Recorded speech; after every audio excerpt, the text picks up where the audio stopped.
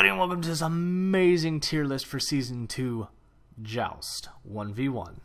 There were a couple things I put into consideration when it came to making this list, and typically I don't listen, read up on, or do anything to learn about the meta of the game, but this is my personal opinion, so if you think anything is wrong, well, you'll just have to go take that to the comment section while I completely ignore it, because this is my opinion on how I feel these gods should be tiered. And quite frankly, I don't really like tier lists, but because I love you guys so much, I have decided to take the time, fulfill the request, and be done with it. I also understand that this list can change and should change over the year as nerfs and buffs come along. However, whenever a god does get nerfed or buffed, it doesn't seem to be enough for me to change the way I view them. So let's get this out of the way real quick, and I'll go over how this tier list works for me. SS are the three gods that I fear most and will ban the most. I hate fighting all three of them. I will never fight Kronos because I hate him, and that's just gonna happen. S plus are worthy gods, just as powerful as the top three, but I feel I can handle them. So they are not as unstoppable as Kronos, but they are as powerful as Habois and can really deal some damage, but not worthy of banning. S are just gods I find are really good or have a really high chance of winning. A's are the most balanced gods I think that, you know, are fun to play, but don't hold any overly powerful advantages over everybody else. B's are gods I feel that fall short and are hard to do, but not impossible.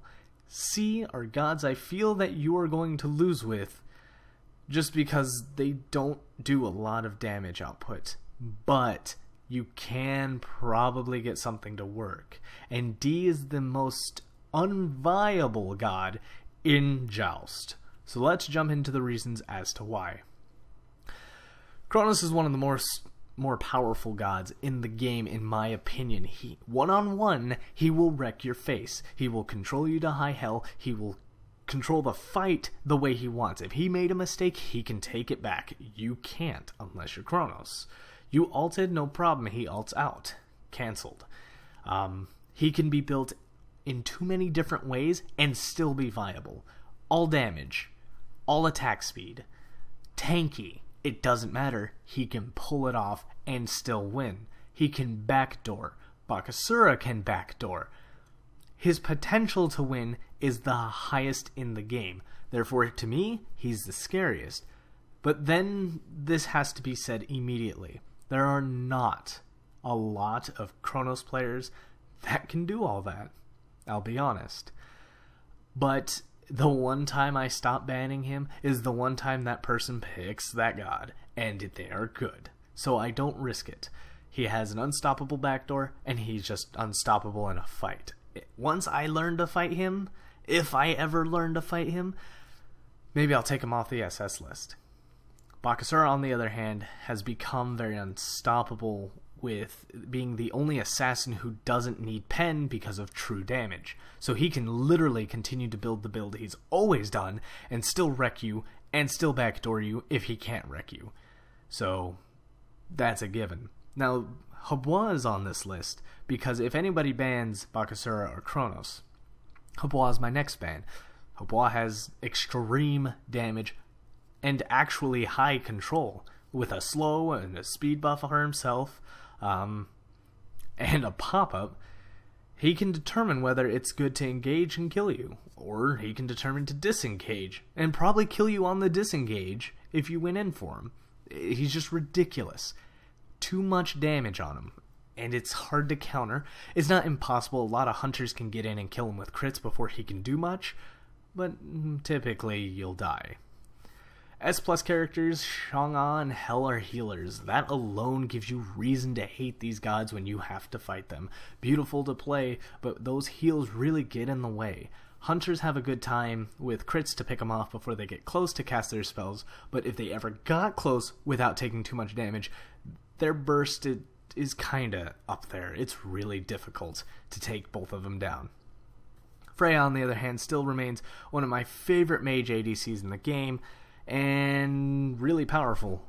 Slow start though, so she isn't SS being she's not completely unstoppable, but once she gets going at that end, you have to hope to God she doesn't catch you out because she will murder your face. S-Gods, let's talk about the two assassins on the left right now and ignore the hunters on the right. These two assassins may not be particularly amazing, but I know a ton of people love them, and a ton of people play them very well. And even if they can't beat me in a one-on-one fight, they can sure as hell backdoor my ass so fast that I couldn't scratch my ass to save it. So those gods are definitely worth considering for an S rank, being if they can't even fight you, they don't have to. The backdoor potential on them is too good. So consider that when you have to fight them. Although Loki himself has enough burst and Bastet can still kill you, but I'm just saying if they can't, you're probably going to get backdoored. Hunters, I view them all as the same. I can use the same exact build I've been doing, which I will give you guys that build. Hell, check out my recent Apollo games in the Master Rank Season 2 Joust. With a Hasten Fatalis and Frosthammer, my Apollo is unstoppable. But I can give that to Neith, Xbalanque, Uller, Hu Yi, Muzenkob, and they all do amazingly well with it. The only thing that changes is how I maneuver and when I know it's safe to go in, or how to initiate. For example, I would initiate with Honor with a jump stun to the wall and then gun him down. But with Apollo instead, I would build my passive go in, yada yada. Every god is just a little different when it comes to a hunter, but you can build them all the same, and to me, I don't view one better than the other than them just having different kits to work with. S- gods I considered for the S rank, but I don't feel they fit up there anymore for various reasons. Osiris got a nerf, but it wasn't enough of a nerf for me to really care about him losing base attack speed. Oh boo-hoo, he attacks like point some odd seconds, like 9? No, not even 9, it's 0.09 or something. I think it starts 0.9 though. I totally forgot. That's just how minuscule it is. He still slaps you in the face, he still area attacks every other basic attack, and his initiation and grip on you once he has you slowed is ridiculous. So he deserves at least an S-. Anubis, on the other hand, he's been scary, but not backdoor scary. So a hunter can easily take him down, so I don't feel like he deserves to be on the same area as hunters. But he is definitely powerful, and one of the greatest anti-mages in the game, because most other mages won't have the kit to handle him. Even a Hubwa can get handled pretty hardcore if the Anubis plays correctly, mostly because Anubis can ignore the pop-up. So as long as Anubis can take the damage, Anubis can also dish more damage than Hubwa can. Vulcan, on the other hand, he deserves to be SS. Honestly, Vulcan is one of the best Joust gods there is. The reason he's an S- is because that so heavily relies on the player, and it so heavily relies on the opponent. A fast opponent usually makes it harder on Vulcan. So if the Vulcan is not a master, it's really difficult to land anything. And being he's all skill shot, if you can't land anything, his damage is 100% useless, you'll lose. But once you do land things, once you have control of the fight, different story, you've got it in the bag. So he's S-. I feel all the gods above him could actually completely dominate him, but he dominates everybody below him for sure. Well, actually, he does very well against Freya, but Freya's still an S+, so deal with it. So the A line was the line I considered gods to just be there. They are not good, they are not bad. They don't have an extreme advantage, and they don't lack any advantages of their own. And usually your win-loss will be based on the god that your enemy picked, which typically the top 6 gods will wreck them all, but for example, Nox can beat Hel and Shang-Ah, but can't handle a Boxer, a Kronos, a Hubwa. It all depends. So these gods, I feel, are pretty good and well-balanced and fun to play. But when it comes to A+ gods, this was really difficult for me because I kind of wanted to put Mercury and Kali down in the D section, but obviously I can't because they are still viable damage. But here's why, and we'll start with Mercury. And Kali, I guess. The loss of speed buff was everything to these two gods.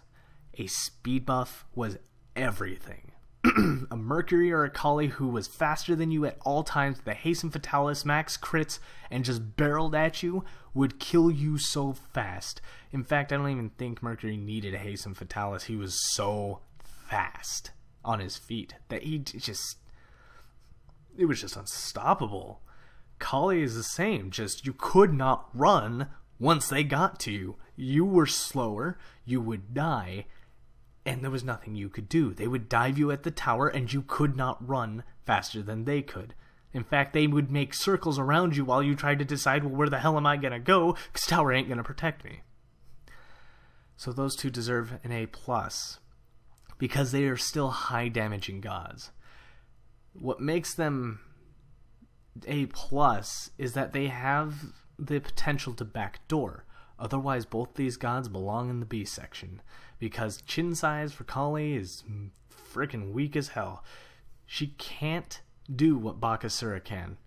Not anymore. So, in my opinion, Kali lost a majority of her damage, but she can still backdoor like a jerk, and Mercury can too. It's just, they are not as present in a fight, because anyone with a slow, anyone who is faster than them with a Hasten Fatalis and boots will outrun them. And additionally, with the adding of Shield of the Underworld, it kind of makes it a lot harder for these two gods to really dish out the damage.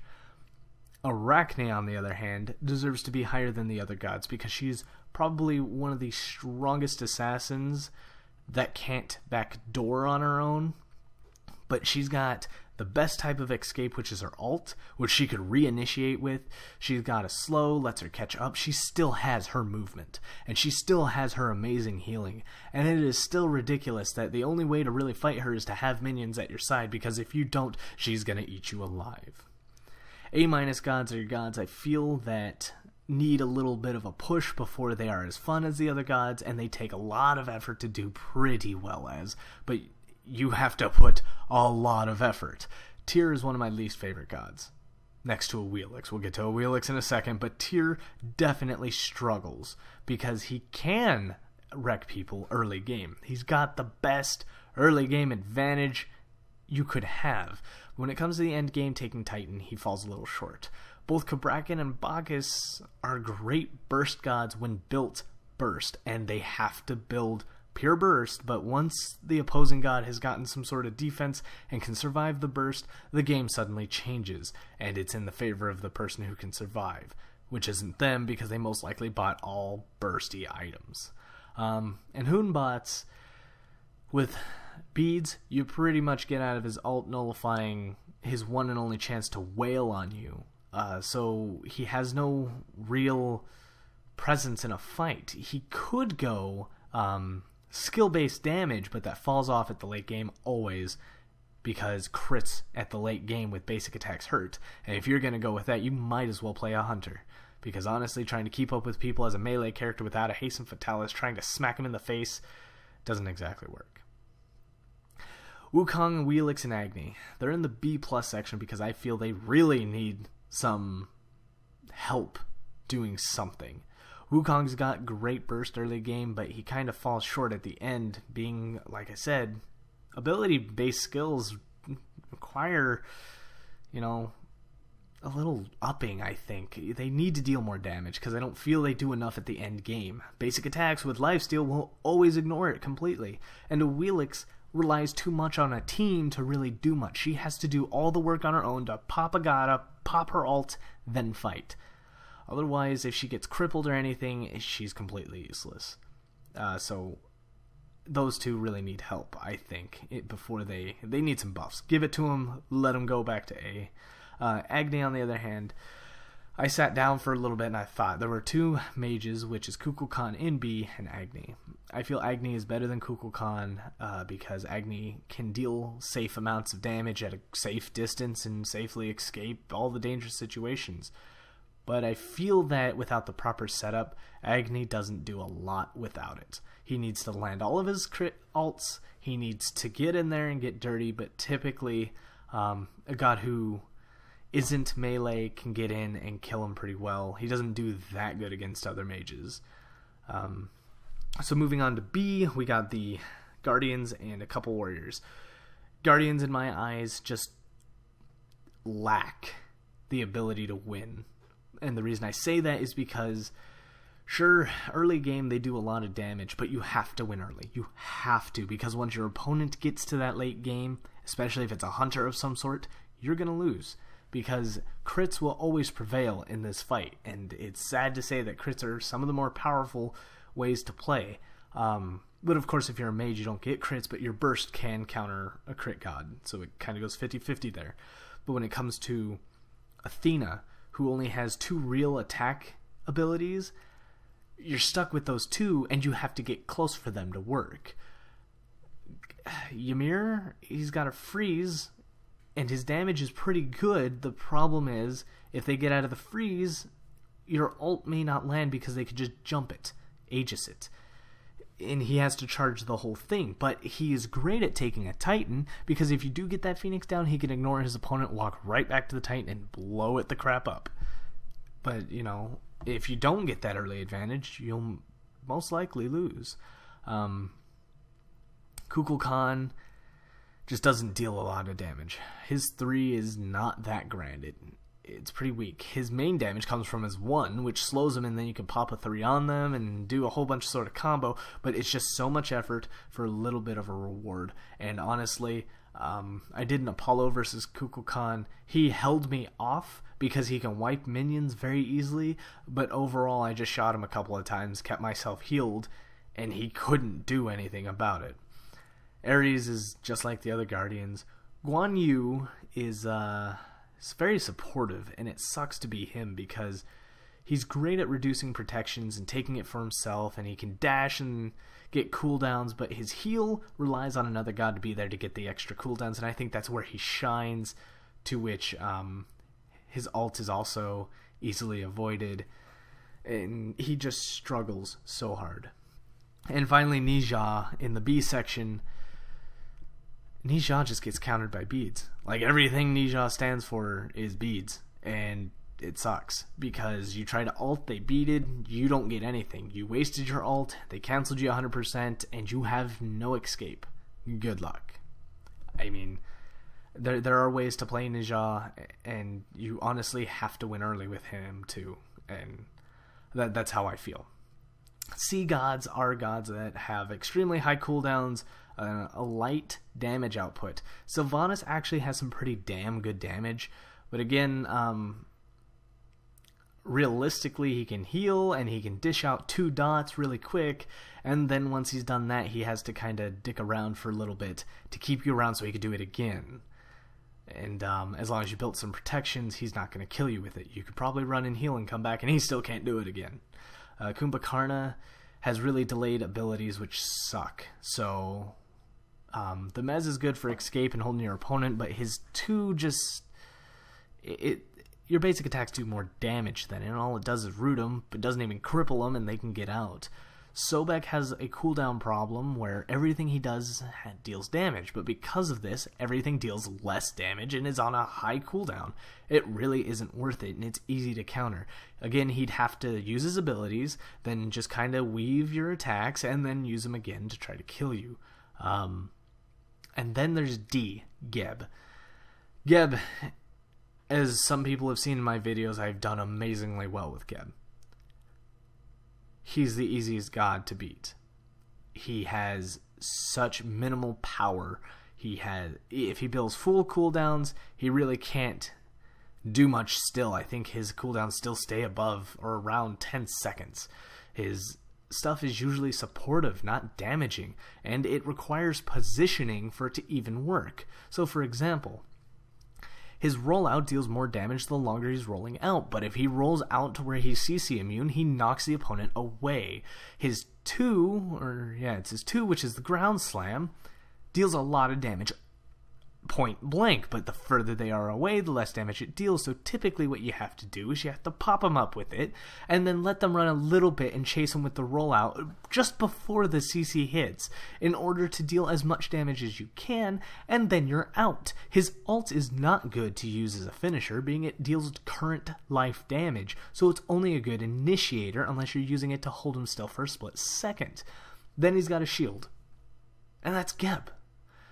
So he can survive. He can definitely control you a little bit, but to lose to Geb just means you weren't prepared to fight that Geb. And especially if it's my Geb, I have to build him basic attack damage with Telkin's Demonic Grip and beat the crap out of you because my spells are on cooldown all the time. But this is my list, and this is for you guys to enjoy and look over and everything, and I hope you guys enjoyed my rambling on why I thought gods were where they were. Just as a tip for you guys, I honestly believe Bellona in the new section is going to belong in the SS section, just because she's that good, especially in a one-on-one.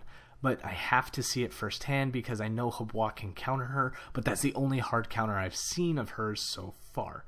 So we'll have to see where this goes from that point on when she's available and Medusa is released. Thank you everybody for watching. I really appreciate the support. Sorry I might not get a different Smite video up because I spent too much time on this one, getting this one ready, so hopefully this tier list is what you guys wanted, and I'll get back to the Smite games as soon as possible. You all stay as awesome as possible, and as always, good game.